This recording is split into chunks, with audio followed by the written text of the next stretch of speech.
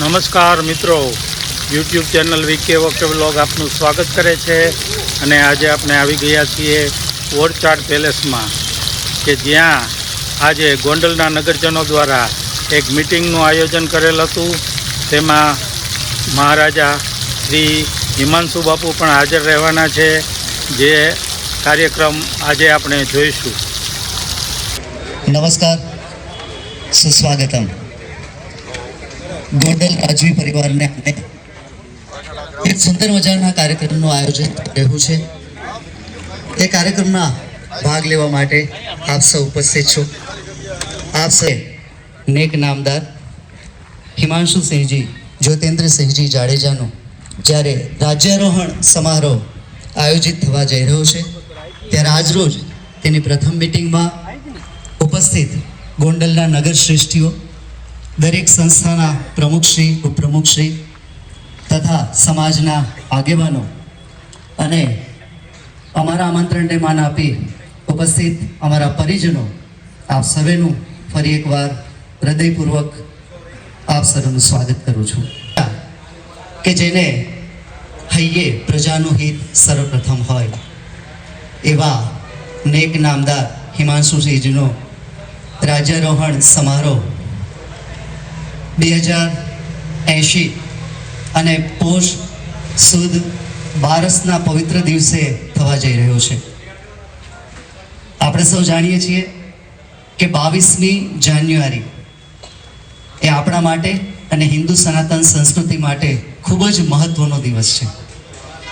કારણ કે આ દિવસે અયોધ્યામાં ભગવાન શ્રી રામના મંદિરમાં એમની મૂર્તિની પ્રતિષ્ઠાન થવા જઈ રહ્યું છે. એ જ સુંદર અવસરે, એ જ સુંદર ચોઘડીએ ગોંડલના રાજવી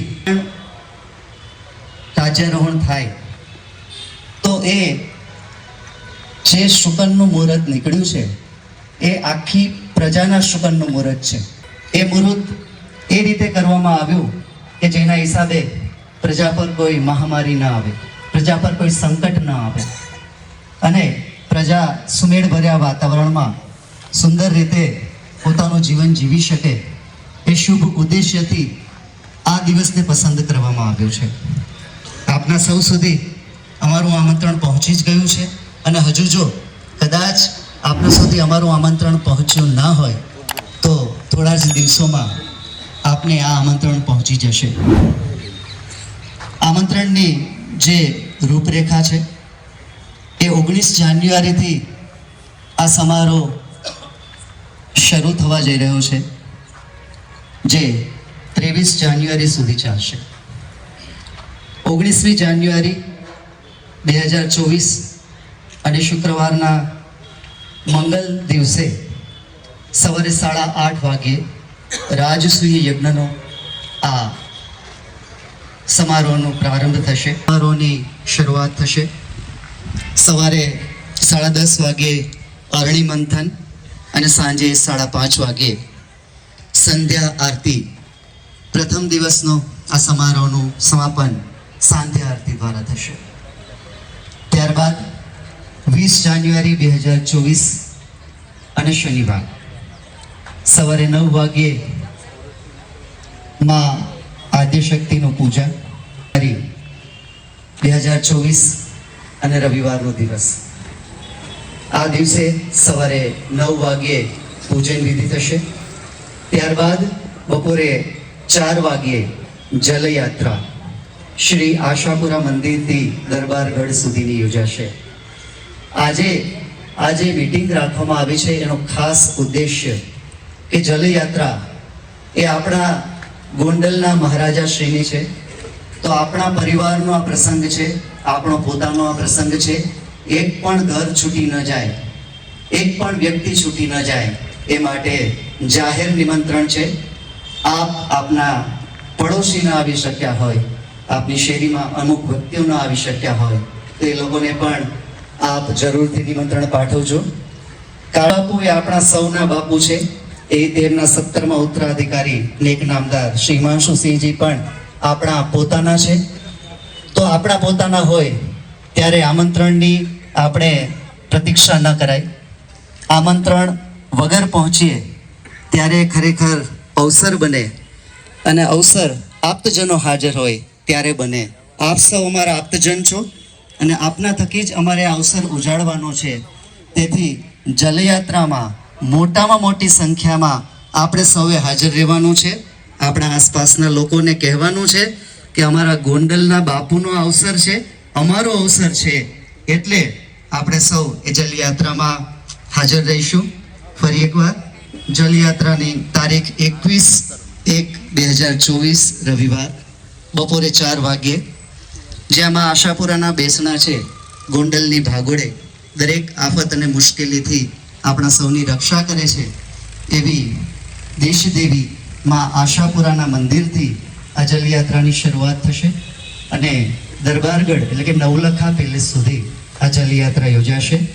એમાં ભાઈઓ, બહેનો અને દીકરીઓ બધાને અમો હૃદયપૂર્વક જલયાત્રામાં સહપરિવાર જોડાશો. કાર્યક્રમ રાત્રે 8:30 થી 11 વાગ્યા સુધી આયોજન કરેલ છે. આ સાંસ્કૃતિક કાર્યક્રમમાં પણ ખૂબ સુંદર મજાની કૃતિઓનો સમાવેશ. આ સુંદર મજાનો એક સમારોહ 4 થી 5 દિવસ ચાલવાનો છે. ત્યારે આ સાંસ્કૃતિક કાર્યક્રમને નિહાળવા આપ સૌ અમારે આંગણે ઉપસ્થિત થાઓ એવી અમારી અભિલાષા છે. તારીખ 22 જાન્યુઆરી 2024 અને સોમવાર આ દિવસ ઐતિહાસિક પાનામાં, સોનેરી પન્નામાં અંકિત થશે. કારણ કે ભગવાન શ્રી રામલીલા ફરી એકવાર અયોધ્યાના રામ મંદિરમાં બિરાજમાન થાય છે અને આપણા સૌના સદભાગ્ય છે કે એ જ સુંદર અવસરે, એ જ ચોઘડીએ ગોંડલના 17મા ઉત્તરાધિકારી તરીકે એક નામદાર હિમાંશુસિંહજી જ્યોતિન્દ્રસિંહજી જાડેજા પોતાનું ગાદી સંભાળવા જઈ રહ્યા છે. સોમવારે 22 તારીખે સવારે 8 વાગ્યે પૂજા થશે. સવારે 10 વાગ્યે સિંહાસનની પૂજા થશે. ત્યારબાદ જે મુખ્ય સમય છે, જે વિજય મુહૂર્ત છે 12 અને 39, એમાં રાજ્યાભિષેક પ્રારંભ થશે. બપોરે 3:10 રાજ્ય તિલક વિધિનો પ્રારંભ થશે. ગોંડલ સ્ટેટનું જે રાજગીત છે એ રાજગીતનું ગાન થશે, જેમાં પણ આપ સર્વે ઉપસ્થિત રહો. કારણ કે આ આપણા સૌનું ગૌરવપ્રદ ગીત છે. એ ગીત માટે પણ આપ સૌ હાજર રહો તેવી અમારી અભિલાષા છે. સાંજે 4 વાગે આશીર્વચન, પોશાક અને નજર દરબાર. એમાં પણ પ્રજા એ સર્વાભિમુખ છે, તેમ છતાંય પ્રજાના આશીર્વાદ જ્યારે રાજા રાજ્યાભિષેક કરવા જતા હોય ત્યારે ખૂબ જ જરૂરી છે. તો આપ સર્વેના આશીર્વચનો, શુભેચ્છા પણ જરૂરી છે. વાગ્યે નગર યાત્રા, રાજ તિલક થયા બાદ, રાજ્યાભિષેક થયા બાદ એક નામદાર હિમાંશુસિંહજી જ્યોતિન્દ્રસિંહજી જાડેજાની નગર યાત્રા નીકળશે, જેમાં રંગે ચંગે પારંપરિક આપણે પોશાક અવસર આવ્યો છે. આપણો પોતિકો અવસર છે, આપણો અવસર છે. તો આપ્તજનો બની અને આપણે આ અવસરમાં પરંપરાગત પહેરવેશમાં પધારીએ એ વધુ ઈચ્છનીય રહેશે. ત્યારબાદ રાત્રે 8:30 વાગ્યે મહાપ્રસાદનું આયોજન છે, જેમાં પણ આપ સર્વેને નિમંત્રણ પત્રિકા પહોંચી ગઈ છે. તારીખ 23 જાન્યુઆરી 2024 અને મંગળવારનો દિવસ સવારે 9 વાગ્યે પૂજન વિધિ થશે. ત્યારબાદ બપોરે 12:30 વાગ્યે રાજ્યાભિષેક બાદ બ્રહ્મચોર્યાસી બ્રાહ્મણોની 84 જ્ઞાતિના દરેક તળના આગેવાનો સુધી અમારી આમંત્રણ પત્રિકા અને ભોજન પાસ પહોંચી ગયા છે કે આ મહાપ્રસાદ છે. અને જ્યારે ગોંડલમાં રાજવી પરિવારને આંગણે સુંદર મજાનો રાજ્યાભિષેક સમારોહ યોજાઈ રહ્યો છે, ત્યારે સૌ બ્રાહ્મણો એ બ્રહ્મચોર્યાસીમાં ઉપસ્થિત રહે. બપોરે 12:30 વાગ્યે બ્રહ્મચોર્યાસી બાદ બપોરે 3 વાગ્યે ઉત્તર પૂજન થશે અને આ રાજ્યાભિષેક સમારોહનું પૂર્ણાહુતિ બપોરે 4:30 વાગ્યે મહાઆરતીથી થશે.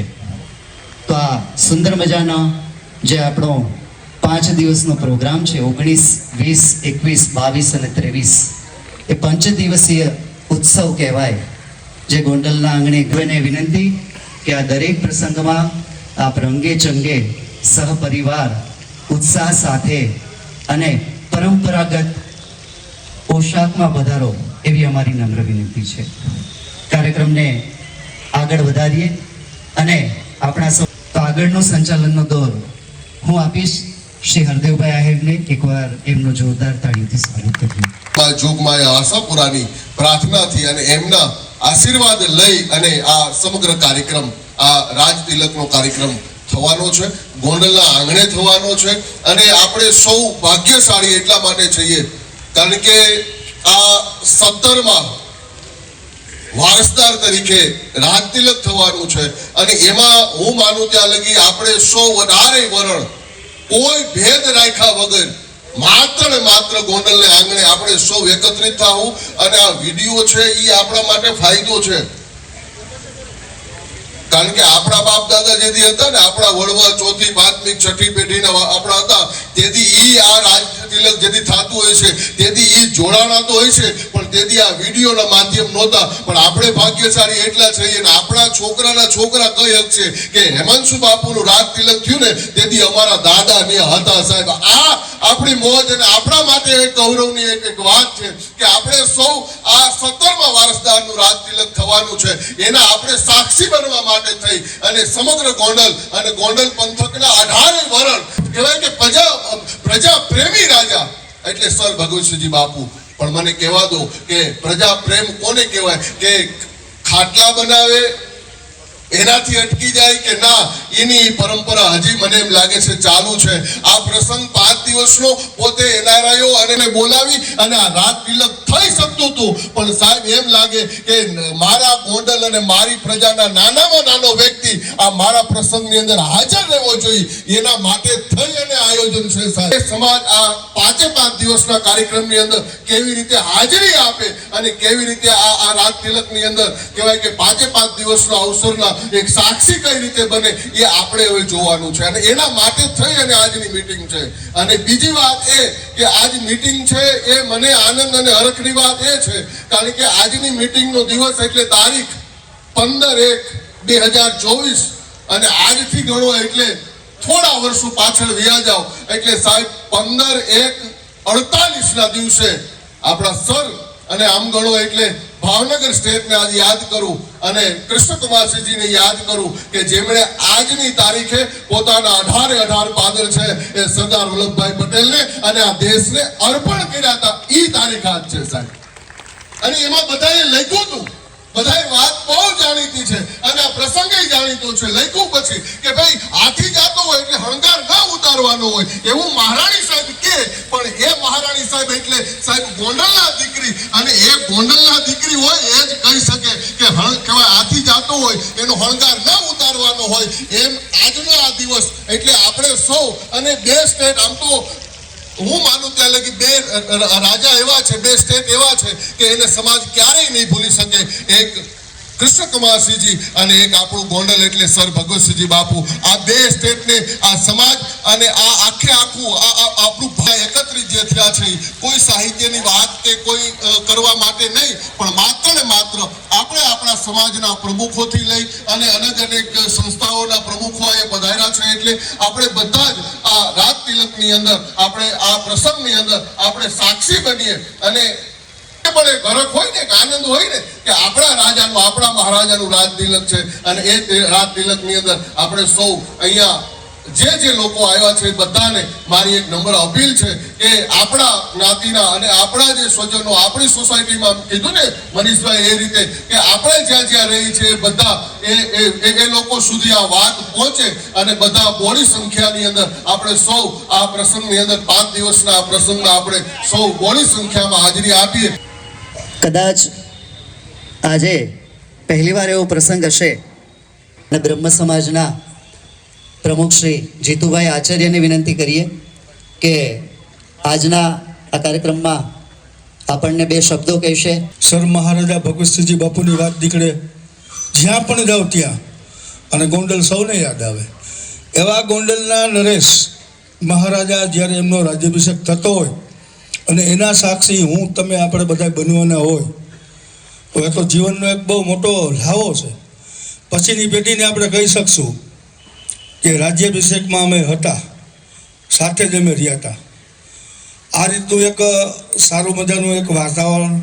હું તો કહું છું, ગોંડલના તમામ નગરજનોએ હરખભેર આ રાજ્ય ઉત્સવને આપણો ગોંડલનો પુનર્તો ઉત્સવ બનાવવો જોઈએ. આજથી મારી તમામ માતા બહેનો અને ભાઈઓ વડીલોને કાર્યક્રમને આપણે ઘરે ઘરે ઉત્સવની માફક ઉજવી. આપણા રાજા બિરાજમાન થાય છે. સંસ્થાઓના આગેવાનો, બહેનો, ભાઈઓ અને વડીલો, મારી એક જ વિનંતી છે કે આ પ્રસંગ ગોંડલ સ્ટેટનો નથી, ગોંડલ પ્રજાજનોનો છે. એના માટેના અલગ અલગ માહિર વ્યક્તિઓને જવાબદારી સોંપીને સમિતિઓ બનાવીને એવું ઉમળકાભેર ઉજવણી કરવી છે કે એની આખા ગુજરાત નહીં પણ ભારતમાં નોંધ લેવાય કે સર ભગવતસિંહની પ્રજાને આજે એમના પ્રત્યે એટલો જ વત્સલ્ય ભાવ છે. જે ગોંડલ માટે કંઈક કરી છૂટે છે એમના સૌ પ્રતિનિધિઓ, ખાસ કરીને મોટી સંખ્યામાં ઉપસ્થિત મહિલા મંડળ અને મહિલા સમાજના બધા પ્રમુખો અને તમામ કાર્યકર્તાઓ અને આગેવાનો, આપણે આજ સૌને ત્યારે રાજવી પરિવાર વતી હું હૃદયથી ભાવથી આપ સૌને આવકારું છું. આજ સુધી ઘણી મિટિંગો અને ઘણી સભાઓ થઈ હોય, પણ મને લાગે છે બધી રાજકીય સભાઓ હોય, પણ સાચી રાજાની સભા એ કદાચ આપણે આજે પહેલી વખત કરી છે અને વર્ષો પછી છે.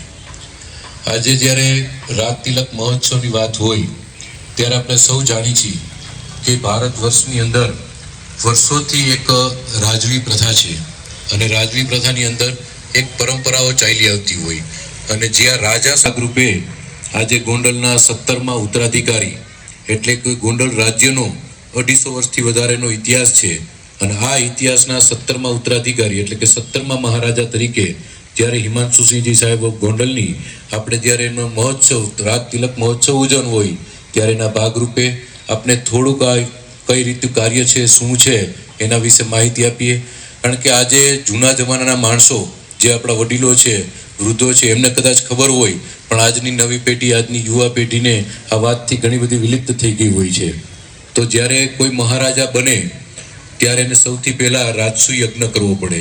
આ એક આપણી હિન્દુ અને જે સંસ્કૃતિની પરંપરા છે.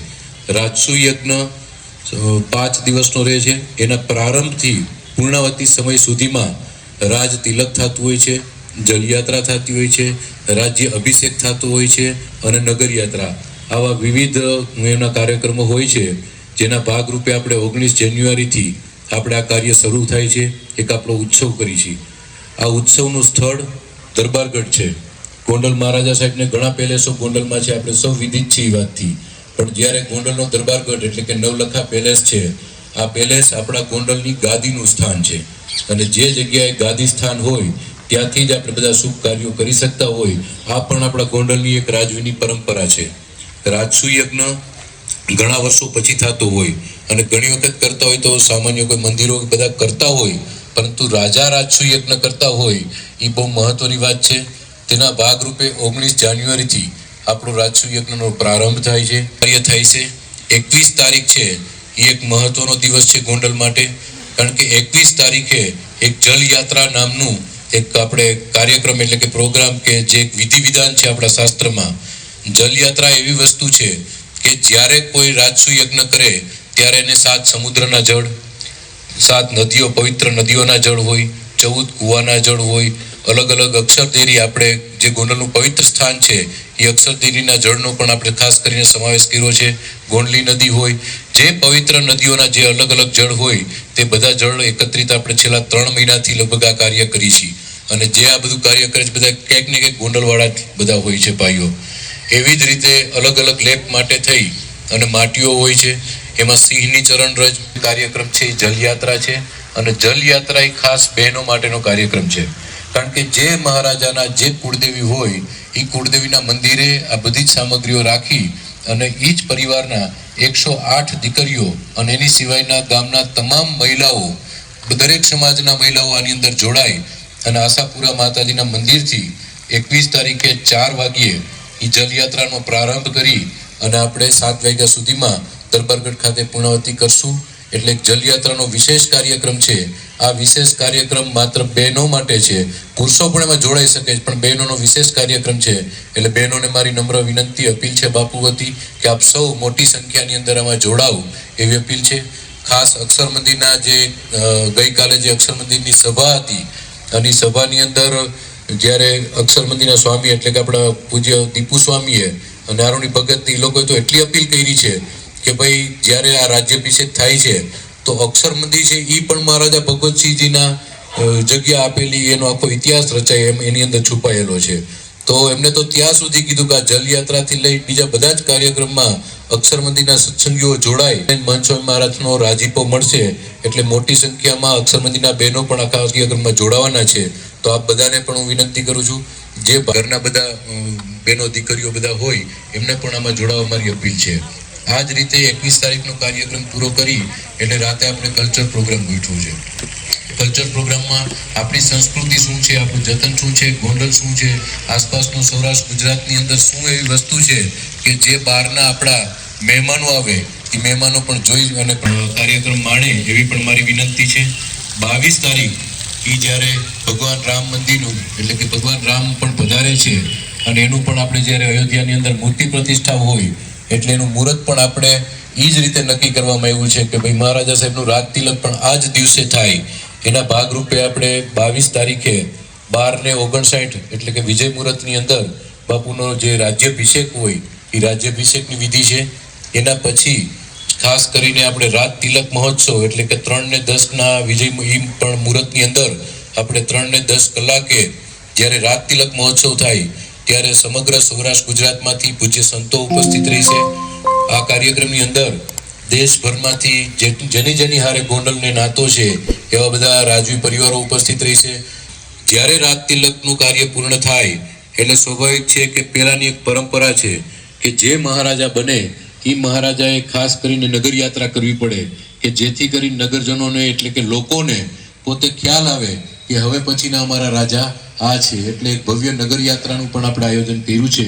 આ નગર યાત્રાની અંદર હાથી, ઊંટ, ઘોડા, આપણી જે ગોંડલ વિશેષ ઓળખાય છે બાપાના હિસાબે કે વિન્ટેજ કાર કલેક્શન જે આપણી પાસે ઘણું બધું છે એમાંથી વિન્ટેજ કાર સાથે આવી અનેક વસ્તુઓ લઈ અને આપણે ટૂંકમાં વાહનો લઈને નીકળશું અને એમાં પણ આપ સૌ મોટી સંખ્યામાં બધા જોડાઓ તેવી પણ મારી નમ્ર વિનંતી છે કે આપણું ગોંડલ ગામ એક ઉત્સવ માટે બહુ ફેમસ છે.